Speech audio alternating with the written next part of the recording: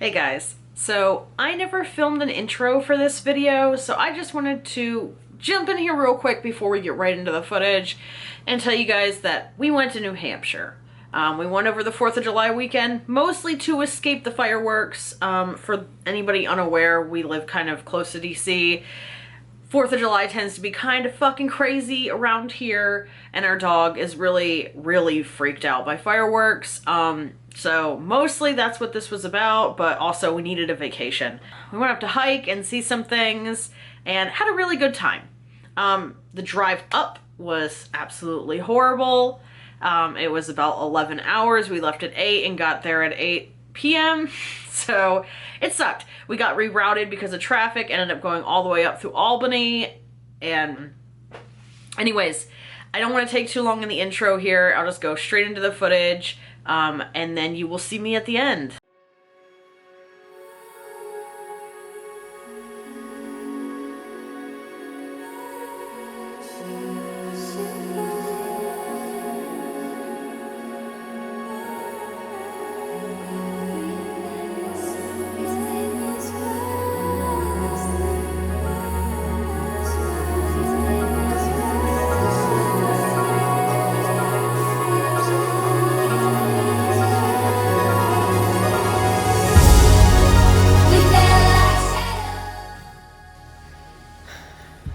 Good morning. I did not do an intro before this, so this is what you're getting out of me. I am whispering because my husband's asleep, and I don't want to wake him. So, that's where we're at. It took 12 hours to drive in yesterday, so that sucked. There was a lot of traffic, and it thunderstormed, kinda. It was like heat lightning last night, so June didn't sleep and did not let me sleep very well. So that's fun. It is about 6:45 a.m. now. We are in New Hampshire. Came all the way from Virginia, and today's plan is to... Oh, there's a rabbit. Sorry, I'm getting distracted by things.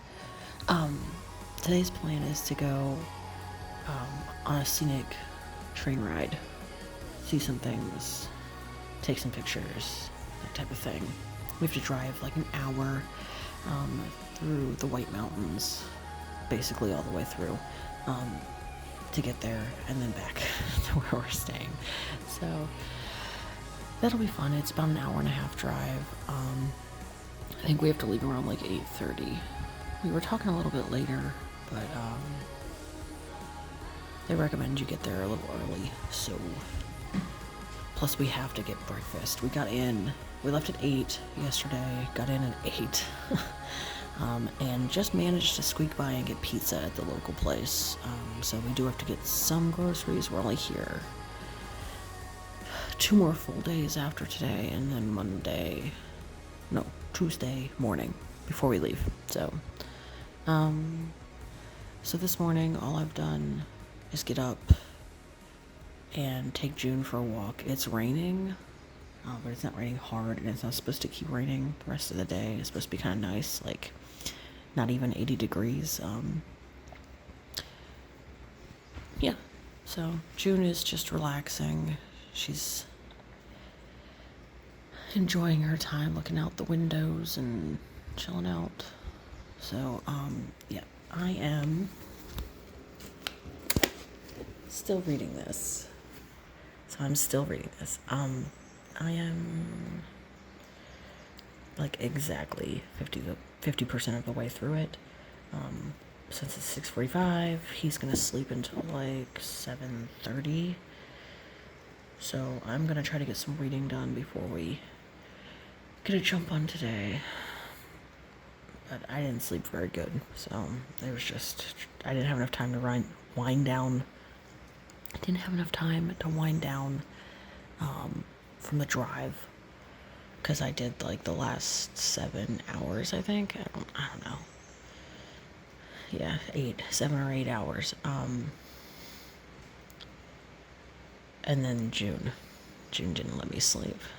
So she's scared of thunderstorms, and that includes lightning, even without thunder that like we had last night. So I ended up having to like cover her crate with like a blanket and some extra towels. And she did settle down, but she takes medication for her storm phobia. So she also had meds. She's relaxing now, and I'm going to do some reading. All right, I'll check in with you guys later.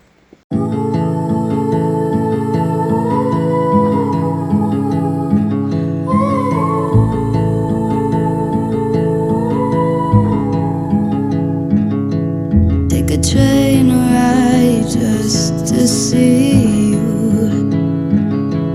Ride for hours just to please you. You don't know how much I need you, 'cause you're my home away from home, away from home, away from being alone.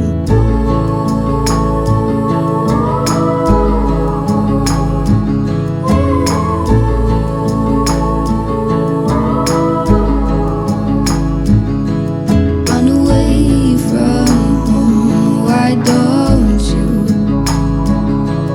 'Cause I did the same just for you. You don't know how much I love you, 'cause you're my home away from home, away from home, away from being alone.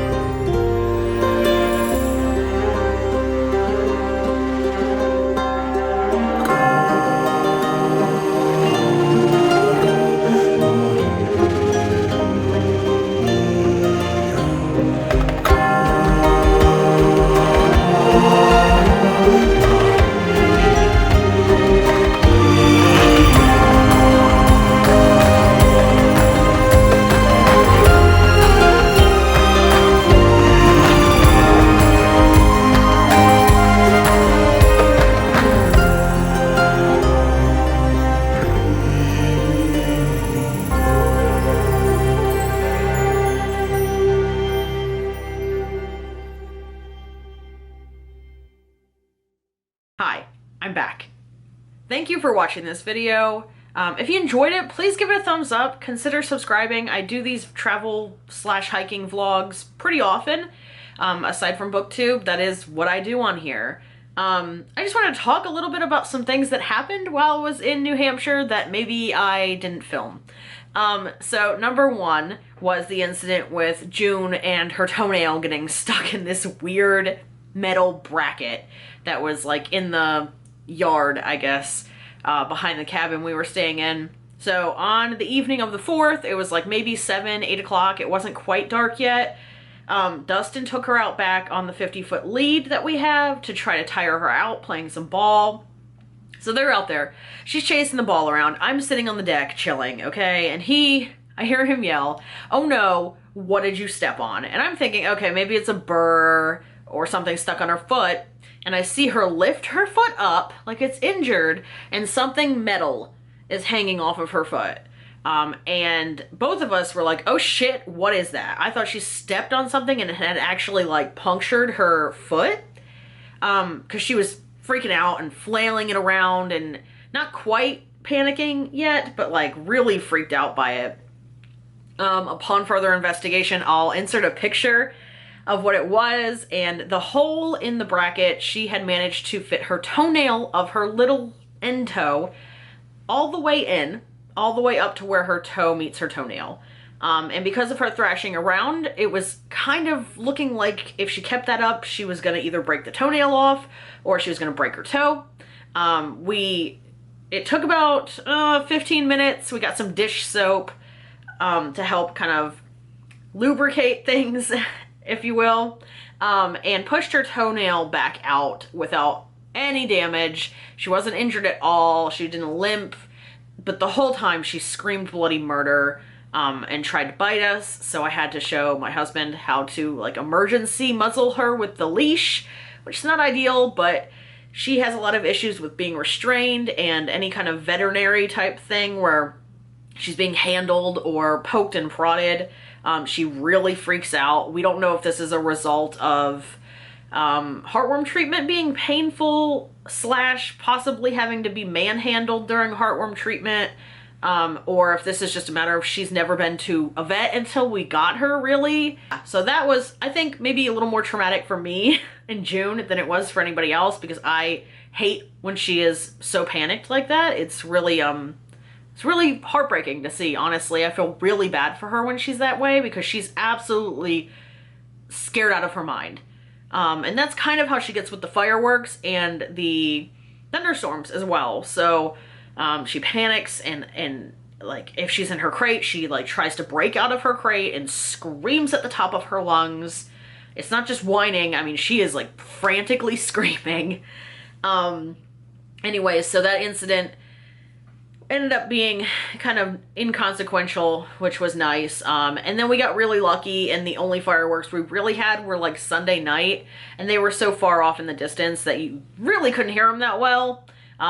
There were a couple on Monday right after that whole thing happened, but they were again so far off that you could barely hear them. I think she whined a little bit, but then a mix of her medication and like us doing the regular things we do, which is like covering her crate and that type of thing, she settled down right away, which I was very thankful for because we had to get up super early on Tuesday to drive back.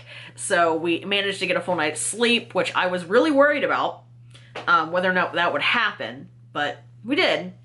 The drive home again was kind of shit, but it was shorter technically. It was like maybe 9.5, almost 10 hours. Because we hit some traffic, mostly in Maryland, weirdly enough. Yeah, so I think we sat in traffic in Maryland for like an extra 30 to 45 minutes, which was horrible. It poured down rain for most of the part that we were in Maryland until we got like into DC and Virginia, and then we were home free. I would say otherwise the stressful part of the drive back was that we did go through we skirted New York City, so you have to like get off the freeway and then get on the bridge and cross the Hudson and then get back on the freeway. But as long as I had somebody navigating with me, that wasn't too bad. I have done that exact route by myself a long time ago, like almost 10 years ago, which I don't remember it being super stressful, but I was a different person 10 years ago in terms of driving and just generally feeling anxious. I don't know how I did an 11-hour drive by sheer willpower on like 2 hours of sleep when I was in my 20s, but I did. And I somehow survived it. Yeah, so we had a lot of fun in New Hampshire. I hope you guys enjoyed watching this video, and if you did, give it a thumbs up. Again, consider subscribing if this is something you like to see, and I will talk to you guys later. Have a great rest of your day. Bye.